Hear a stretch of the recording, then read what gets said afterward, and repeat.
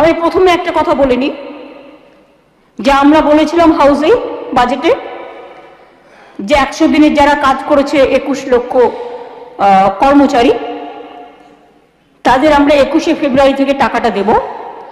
আমি 7টা দিন বেশি টাইম দিচ্ছি, 1 মার্চ থেকে দেবো। তার কারণ সংখ্যাটা দেখতে গিয়ে আমায় দেখা হয়েছে, আমরা কিছু সার্ভে করতে গিয়ে দেখেছি ওটা 21 লক্ষ হবে না, ওটা 24,50,000 হবে। যেহেতু সংখ্যাটা বেড়েছে তাই আমাদের ব্যাংকের অ্যাকাউন্ট খুলে তাদের প্রসেস করতে 7 দিন টাইম লাগবে, তাই 1 মার্চের মধ্যে টাকাটা আমরা দিয়ে দেবো।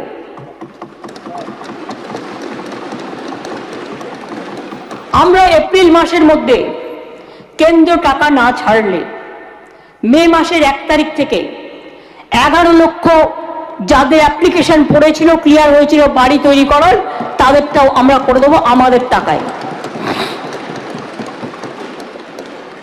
মনে রাখবেন, গণতন্ত্রে মানুষ শেষ কথা বলে, শেষ কথা গুন্ডারা বলে না। এইমাত্র শুনলেন মুখ্যমন্ত্রী 21শে ফেব্রুয়ারির পরিবর্তে 1 মার্চ সকল জব কার্ড হোল্ডারদের টাকা দেবে।